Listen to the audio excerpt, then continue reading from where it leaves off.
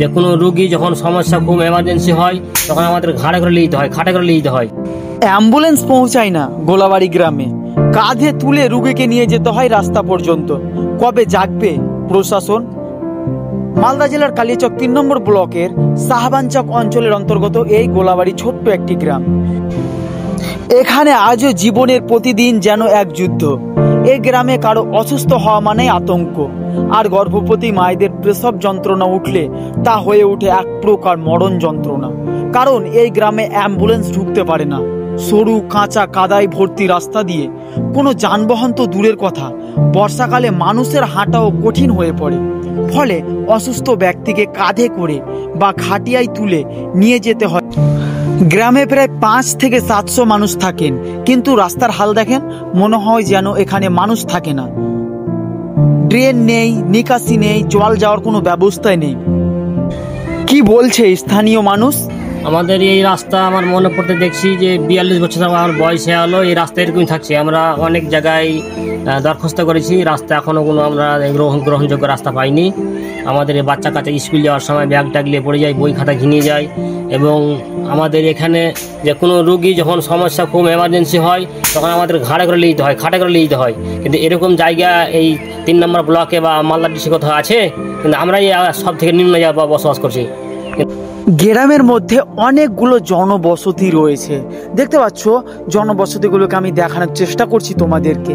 তো সরু সরু রাস্তার মধ্য দিয়ে দূরে দূরে মানুষ বাড়ি করে নিয়েছে, অনেক জনবসতি গড়ে উঠেছে, কিন্তু গড়ে ওঠেনি রাস্তা। মানুষকে প্রতিদিন যুদ্ধ করতে হয়, প্রতিদিন এইরকম ভাবে ওরা যাওয়া আসা করে। একটা যে বাইক নিয়ে আসবে শান্তি মতো, বাইকটাও নিয়ে আসা যায় না। অথচ এখানে প্রায় ৫ থেকে ৭০০ মানুষের বসবাস, কিন্তু কারো কোনো মাথা ব্যথা নেই। যে যেমন করে পারছে সে তেমন করে চলবে। কাউকে যে কোনো দিকটা দেখতে হবে এইরকম কোনো কারো চিন্তা ভাবনা নেই। দেখতে পাচ্ছ যেই দিকে তাকাবেন সেই দিকেই বাড়ি আছে, কিন্তু রাস্তা নেই, একদম জল আর কাদা, জল আর কাদা। দেখতে পাচ্ছ এইদিকে আমি বাড়িঘরগুলো দেখাচ্ছি, যেই দিকে যাবো সেই দিকেই বাড়িঘর আছে। কি বলছে স্থানীয় মানুষ শুনে নাও নিজের কানে। বলেন। আমাদের এখানে রাস্তার খুব অসুবিধা, মোটামুটি প্রায় ধরো তোমার ৭০০ ঘর আছে। হ্যাঁ, এখানে সব অনেক দেওয়া হয়েছে, পাঠানো হয়েছে, রাস্তার কোনো কেলাম আসেনি। গ্রামের মানুষের বেশি কিছু চাওয়া নয়, শুধু একটা পাকা রাস্তা চাওয়া।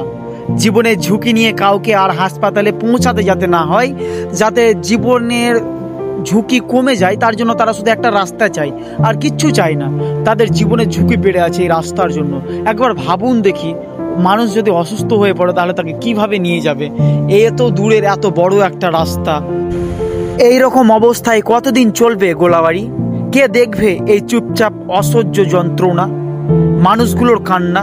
কবে পৌঁছাবে এই গ্রামে একটু সহানুভূতি? কবে হবে এই গ্রামে একটা রাস্তা? প্রশাসনের কাছে আমাদের আবেদন, এই মানুষগুলোর কষ্ট একটু দেখুন, তাদের জীবনটাকে একটু সহজ করে দিন। গ্রামের মানুষজন দেখতে পাচ্ছেন কেমন অসহায় হয়ে আছে। কি বলছে? আমরা অসুবিধা ভোগ করছি। আমাদের রাস্তা মোটামুটি ৩০ বছর থেকে কোনো কাজ হচ্ছে না।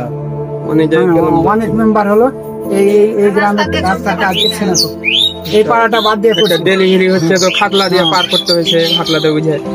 এই বৃদ্ধা মানুষগুলোর বুকে জমে আছে হাজারো ব্যথা, হাজারো কষ্ট, হাজারো অসহ্য বেদনাদায়ক যন্ত্রণা। বুঝতে পারছেন একটা রাস্তা মানুষের কত ক্ষতি করতে পারে, আবার একটা রাস্তা মানুষের কত উপকার করতে পারে। এই খারাপ রাস্তার জন্য কত মানুষের প্রাণ চলে যেতে পারে। একবার ভেবে দেখেছেন? একবার চিন্তা করেছেন?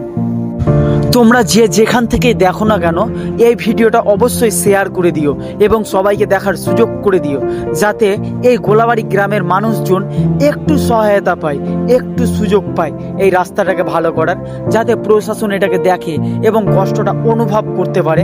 আমার একটাই আবেদন তোমাদের কাছে, ভিডিওটা বেশি বেশি করে শেয়ার করে দিও। অনেক জনবসতি রয়েছে, এমন না যে আমি মাঠের মধ্যে এসে ভিডিও করছি আর বক বক করে গল্প শোনাচ্ছি, এমনটা না। তোমরা নিজেই দেখতে পাচ্ছ কত জনবসতি রয়েছে, কিন্তু রাস্তা নেই। আজকের ভিডিও এই পর্যন্তই, দেখা হবে পরবর্তী কোনো ভিডিওতে ইনশাআল্লাহ। সাথে থাকবেন, পাশে থাকবেন। ধন্যবাদ, বাই।